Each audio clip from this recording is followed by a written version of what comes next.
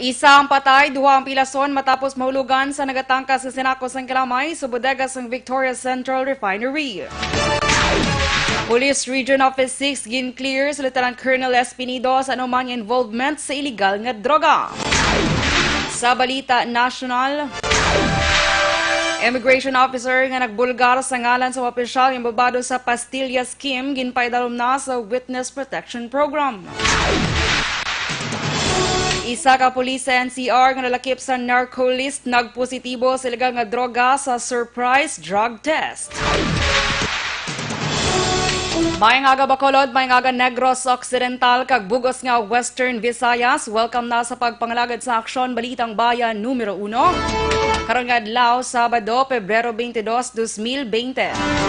Sa ngalan ni Aksyon Boy Duran, ini naman si Aksyon Dorel Cabatu. Detalya sa balita lokal pagkatapos gid lamang sini.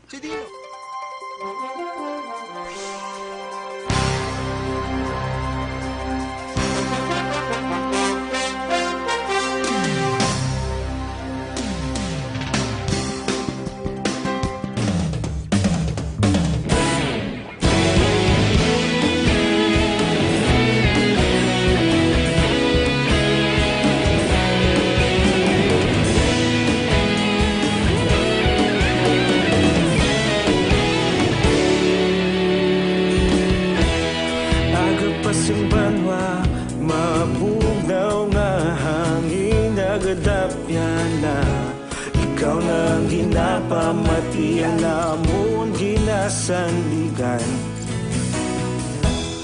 Tingog sang probinsya, kamatuuran ginapalap na. Minsay nga may dala, paglaom kag kasanag. Tinuig na nagligan, ikaw gihapon ang ako nga istasyon. Sa pagbudlak sang adlaw, sa pagduhaw sang biton. Mga balita nga may dala inspirasyon. Aksyon radyo, Bacolod man sa gihapon. Padayon Aksyon radyo, Bacolod saludo sa imo. Padayon Aksyon radyo, salamat kisa pagserbisyo. Patas kag balanse, matuod nga mensahe, wala sang ginadang pilihan. Padayon Aksyon radyo.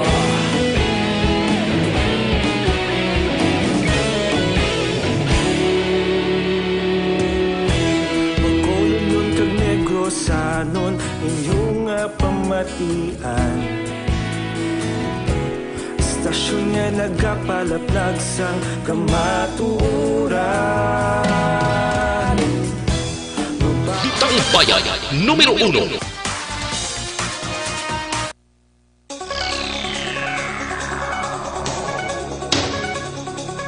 Aksyon Radio Philippine Standard Time, alas 6:10, Public sa Aksyon Balitang Bayan Numero 1, detalye na sa mga balita lokal.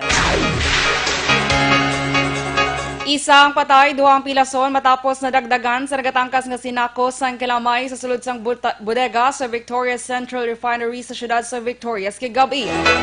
Ang napatayang ginkilala kay Rico Sigurida, 41 anyos, ang barangay 20, siyudad sang Victoria, samtang pilason naman ang duha ka makaupod sini nga Sanday Ayan Malana, 43 anyos, kag Ronald Romalis, 40 anyos dun sa residente sa siyudad sang Victoria. Suno sa iloy ni Sigurinda nga si Merlinda ginaligar nga nagakarga sang sinako nga kalamay para ibutang sa truck ang yabata sang natumba nagatumpok nga sako sang kalamay kag natampukan ang yabata upod ang iya duha ka kaupdanan. Dugang pa pilas sa nawong liog kag lawas ang naangkon sa iyang bata nga giningagaw pa nga madala sa Corazon Locsin Montelibano Memorial Regional Hospital sa siyudad sang Bacolod apang ginbawian sang kabuhi. Samtang pilas man sa liog kag fracture ang tiil nanday Malana kag Romalis nga sa karon ginabulong sa hospital. Para pa investigasyon sa Victoria City PNP angot sa amo nga insidente.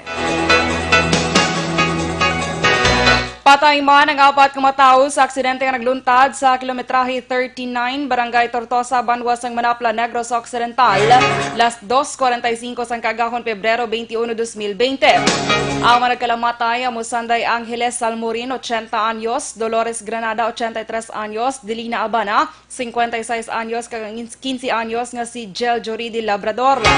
Sunod kay Manapla Police Chief Captain Janek Bermudez, las 2:45 sang kaagahon kahapon, samtang nagabiyahe gikan sa Banwas ng Isabela padulong sa siyudad St. Cadiz, ang Mitsubishi Mirage nga ginamaneho ni Froilan Samiliano, 38 anyos, nakabunggo ini sa rusi nga motorsiklo sa di nagatinog ang 15 anyos nga si Labrador.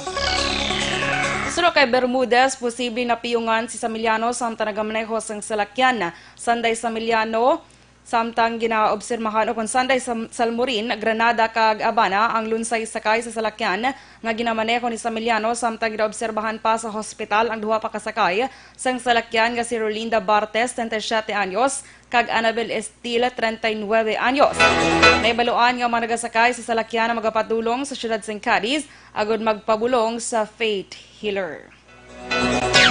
So, amo lang pag-insight niya, panagto sila sa Cadiz, kapabulong sa Medellin. Then, sa matabo, ordingly, kay tungod sa dulong. Kung dulong na mula kay sugaman ng salakyan niya, makita git niya ang dulong. Kaling, tsaka ako niya, ang indication siya, nangawaran na sa igad nga nabungguan pag Ang kabahin sang pahayag ni Captain Janek Bermudez, ang hepe sang Manapla PNP. Sa dugang nga mga balita lokal, gin-clear sang Police Regional Office 6 ang ngalan ni Lieutenant Colonel Jovi Espinido sa anuman involvement sa illegal nga droga. Sunod kay PRO 6 spokesperson Lieutenant Colonel Joe M. Malong, ginpaidalom sa adjudication si Espinido sa panahon lamang gin-assign siya sa Western Visayas sa sulod sang 3 ka bulan. Apang ginathag ni Malong nga wala diri malakip ang adjudication nga ginhimo man sa karon sang Police Regional Office 8 kag 11. Dugang pa ni Malong, Pebrero 14 ang ilagin pasa sa kampo krameng investigasyon kag magadepende na sa National Adjudication Board kung ano man ang maging resulta sa investigasyon. Sa piyak nga bangin nagpasa na sang paathag sa Espinido kay PR6 Director Brigadier General Rene Pamuspusan angot sa ginhimo sining pagpatigan sang press briefing nga ginakabig paglapas sa ginasunod nga pagsulundan sang Philippine National Police. Ano man nga mangin pamatbat magadepende na sa pag-appreciate ni Pamuspusan sa paathag ni Espinido. Ang ating regional director na na-adjudicated na siya sa ating region lang, which means ang ating gin-adjudicate sa iya is ang number of or ang length lang din yung stay diri, which is around 3 months. So there is still an ongoing investigation or adjudication on the part of other regions to doing siya na-assigned before, like Region 8 and Region 11. Ang kabahin sa pahayag ni PRO6 spokesperson Lieutenant Colonel Joe M. Malong.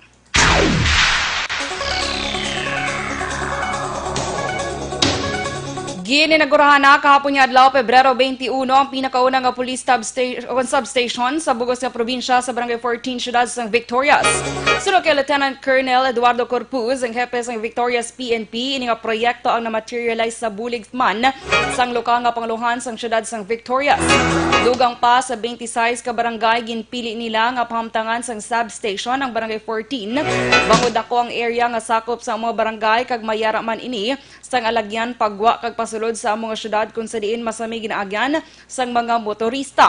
Parayag pa ni Corpuz, posible nga makapatukod man sang isa pa ka substation nga ipahamtang sa Villa Victoria nga isa sa lugar sa syudad nga madamo sang tawo.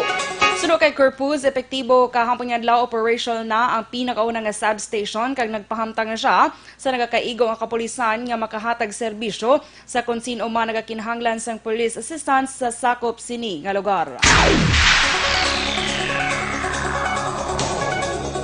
Ginpasalig naman ni Police Regional Office 6 Director Brigadier General Rene Pamuspusan si Mayor Francis Frederick Palanca Siyang syudad sang Victorias nga unang hatagan sang dugang nga pulis ang Victorias PNP. Labi na kon matapos ng training sa mga bagong recruit nga nagsulod sa serbisyo bungod sa plano sini nga magdugang pa sang substation gipatukod sa among nga syudad. Sunod kay pamuspusan ini nga proyekto ang resulta sang maayo nga handom sa opisyal sang syudad. Labi na kon peace and order ang paghahambalan. Nagapati ang direktor nga kun luyag nga mapasanyog ang turismo kay ekonomiya sa isa ka lugar, kinahanglan mapabilin ang katawhayan. Ginpasalamatan ni pamuspusan si Palangka sa suporta nga ginhatag sini sa kapulisan, ilabi na sa pag-upod sa plano sa kung ano ang himuon nga matikang agud mapabilin ang seguridad sa lugar. Nagapati man si pamuspusan nga naghatag sang suporta ang lokal nga pangluhan bangod sa maayo nga pagtrabaho nga ginahatag kag ginapakita sa mga miyembro sang kapulisan sa amo nga syudad.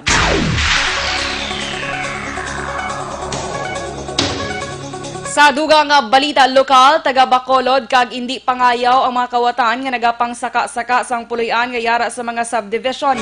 Ini ang resulta sa investigasyon sa Police Station 8 sa kaso nga pagsulod sa akyat bahay gang sa puloy-an ni Dr. Carlitos Orola sa Gardenville Subdivision, Barangay Tangob sa Diin. 1.4 milyones pesos nga bilisang kagamitan, alahas kag kwarta ang nakuha. Sunod kay Bacolod City Police Office Public Information Officer, Police Lieutenant Colonel Ariel Pico, nagpahuway lang ang makawatan kag liwat nga nag-strike. Sunod pa kay Pico, ginagamit sa makawatan ang rent-a-car agud kargahan sang ila kinawatan para hindi sila nga madakpan. Nagapati si Pico may surveillance nga ginahimo ang kawatan sa mga puloy-an nga ila nga target.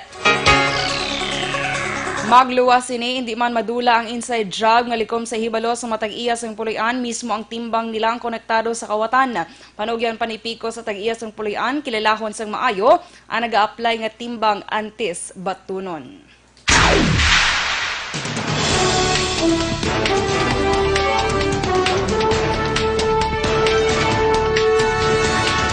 Immigration officer nga nagbulgar sa ngalan sa mga opisyal nga babado sa Pastilla Scheme ginpaidalom na sa Witness Protection Program. Isa ka pulis sa NCR nga nalakip sa narco list nagpositibo sa ligang nga droga sa surprise drug test. Detalye sa Balita National pagkatapos gid lamang sini.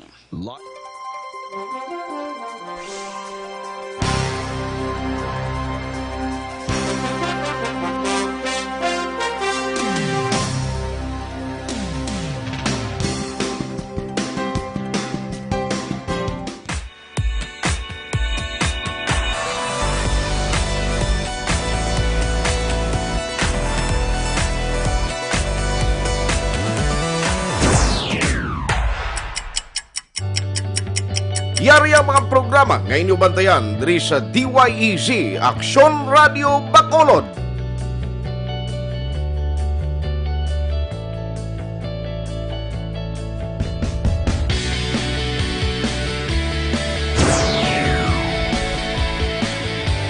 Aksyon Reports, first portion.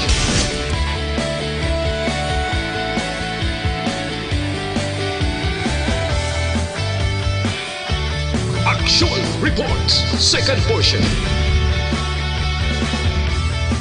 Aksyon Balitang Bayan, Numero 1. Aksyon Balitang Bayan, Numero 1.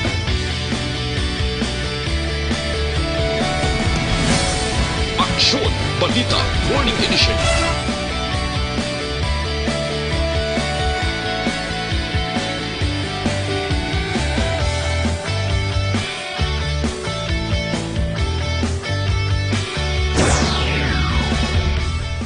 Aksyon Hotline. Aksyon Hotline.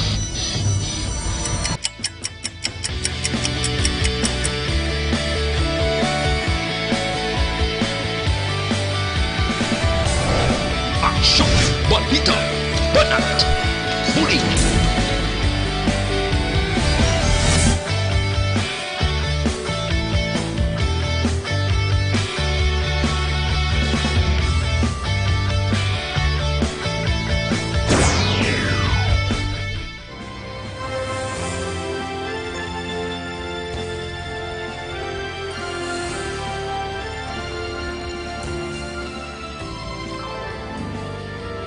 Aksyon Reports Afternoon Edition. Aksyon Reports Afternoon Edition.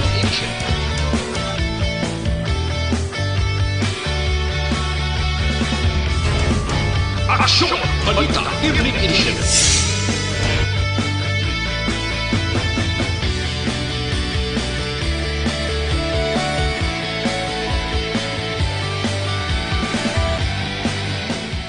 Aksyon! Firing line! Aksyon! Firing line!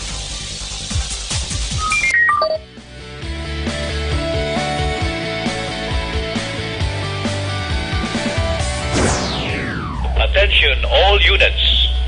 Attention all units. This is base control. Please proceed to Area 1 immediately. Aksyon! Night Patrol!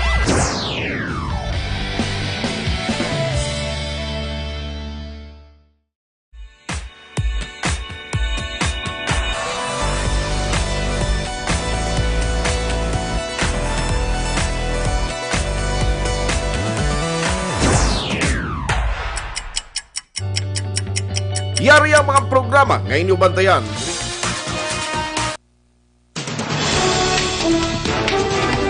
Las 6:22 sa Aksyon Radio, Philippine Standard Time.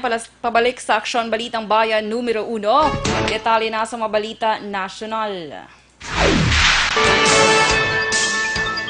Pabalikon sa ilang lugar ang mga Chinese workers nga nagabot sa Pilipinas sa illegal nga paagi kasunod sa pagkabulgas ng pastilya scheme sa Bureau of Immigration o BI. Ginpahayag ni Presidential Spokesman Salvador Panelo nga basta mayara sa illegal nga ginhimo, hindi ini pagpalampason ni Presidente Rodrigo Duterte kag dapat pabalikon sa ila ginhalinan.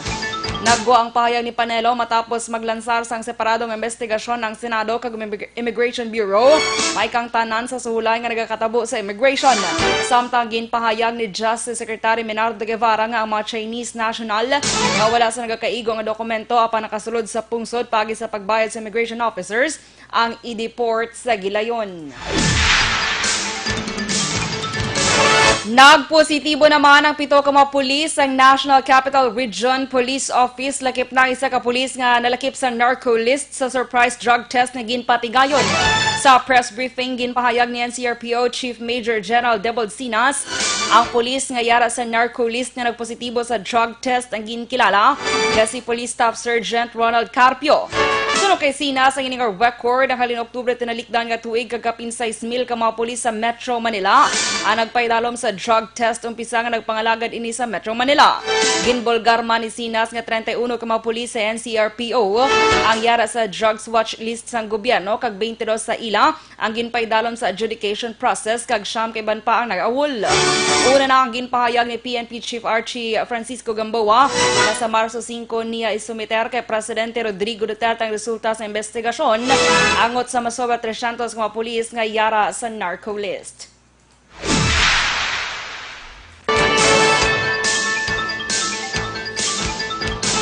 Liwat naman niya nakakita sa probable cause ng Department of Justice para kasuhan si Anay Health Secretary Janet Garin kag iban pa nga health officials angot sa ginalegar na patay bangod sa dengue vaccine nga Dengvaxia. Ang prosecutors ang manakita nga sufficient evidence para kasuhan ang presidente kag 4 ka mga opisyal sa naghimo sang vaccine nga Sanofi Pasteur Incorporated bangod sa paglapas ng Consumer Act of the Philippines. Ang pag-indict sang DOJ sa manatungdan ang resulta kag ikaduhang batch sang reklamo nga ginfile sa mga ginikanan nga ang ilang mga kabataan ang napatay bangod sa ginaligar ginbakunahan sang Dengvaxia. Si Garin nga karon congresswoman sa probinsya sang Iloilo kag iban pa ang ginkasuhan man sa unang batch sang reklamo.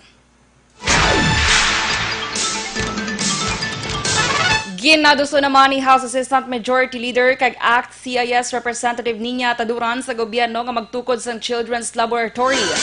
Suno sa mamalidha kinahanglan nga magpatukod sa madamo nga public libraries para maingganyo ang mga kabataan nga magtuon sa pagbasa kag insyendihon ang ilang ginabasa. Kalakip man sa ginaduso ni Taduran ang pagpatukod sa dugang mga classroom nga mayara sa mga libro nga mahimo basahon sa mga estudyante. Magluwas pa kinahanglan man nga tagan ang mga manunudlo sang gamit agud mabuligan ang ilang mga estudyante sa pagbasa sang maayo. Nagapati naman si Taduran nga kinahanglan lamang sa mga estudyante ang suporta para mapalapad ang ila kasagad kag paghangop sang ila mga ginabasa.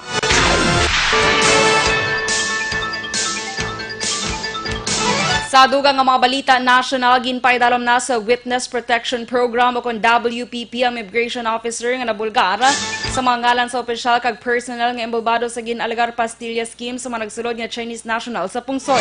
Sino kay Justice Secretary Menardo Guevara, ginpaidalom sa WPP si Alison Chong nga may nagtistigo angot sa pastilla scheme sa diin ng mga Chinese casino high rollers kag offshore gaming operation workers ang ginalagar wala na nagaagi sa normal nga proseso sa immigration matapos maghatag sang suhol. Dugang pa ni Guevara nga i-evaluate sang maayo ang mga pahayag ni Chong antes pamanhatagan sang full coverage sang witness protection. Naka-floating status na sa karon ng 19 ka mga personnel nga nalawag ang ngalan sa Senate hearing kasunod sang direktiba ni Presidente Rodrigo Duterte nga pagpakakas sa pwesto sa mga persona nga embobado sa amo nga modus.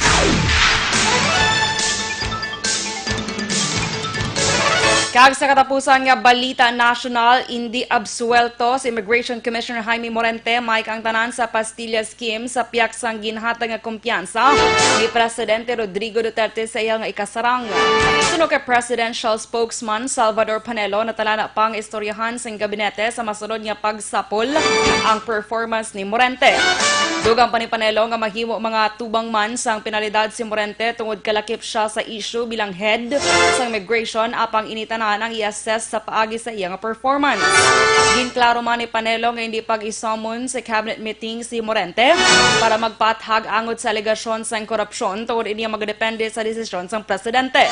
Sa pagpamulong-pulong sa siyudad sang Davao, ginmando ni Presidente Duterte ang pagpakakas sa mga BI officials kag personnel nga konektado sa pastilla scheme nga nagahatag sang escort sa mga Chinese officials nga nagaagi sa nga proseso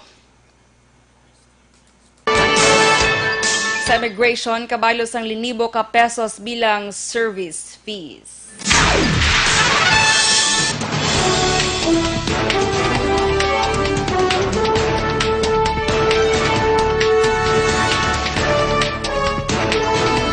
Aksyon Radio Philippine Standard Time, alas 6:28. Kag inyo nabatian ang bugos nga detalya sa Aksyon Balitang Bayan Numero 1 karong adlaw Sabado, Pebrero 22, 2020. Balik kay kita sa Aksyon Balita Morning Edition. Standby na sa Aksyon Report, second portion o pagka-aksyon na Fred Salanga. Sa gihapon, sa ngalan ni Aksyon Boy Duran, ini naman si Aksyon Dorel Cabatu. Una sa balita na sa Aksyon. Sa Bacolod, Aksyon Radio.